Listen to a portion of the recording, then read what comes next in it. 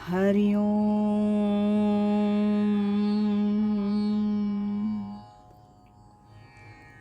पूजनीय स्वामीभक्त डॉक्टर सुषमाताई वाटवे यांनी लिहिलेल्या स्पर्श परिसाचा या ग्रंथमालिकेतील दुसऱ्या भागाचं वाचन आपण ऐकत आहोत.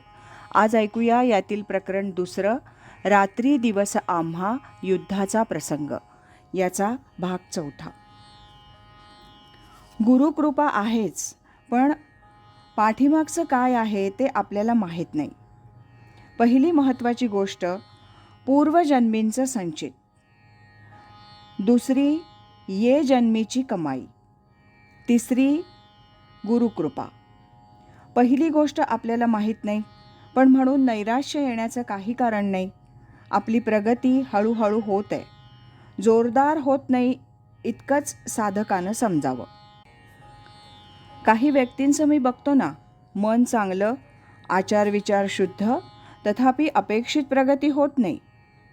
विद्यारण्य स्वामींबद्दल सांगतात, 42 वर्ष त्यांनी प्रयत्न केला. संतांच्या सान्निध्यात राहून प्रगती होत नाही असं होणार नाही, पण ज्या गतीनं प्रगती व्हायला पाहिजे तितकी होत नाही हे बरोबर. त्याचं कारण पाठीमागे पाय ओढणारं हे पूर्वसंचित आहे.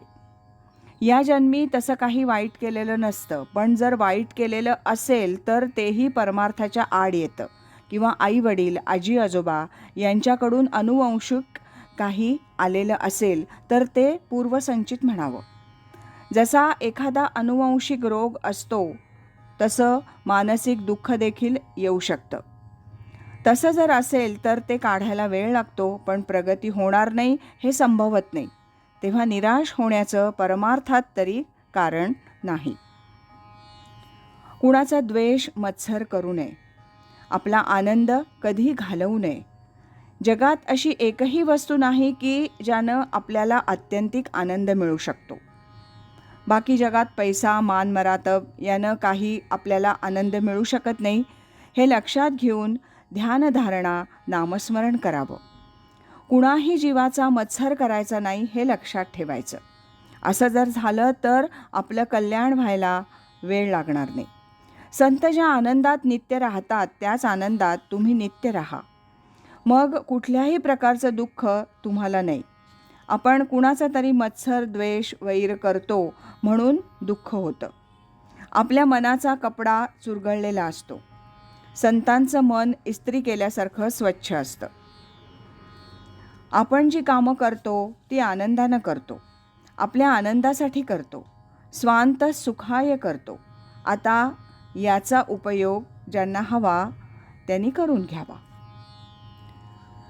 ज्याची जशी बुद्धी आहे तसा स्वभाव आहे, जे संस्कार आहेत तितकं आणि तसेच काम स्वामी त्यांना देतात.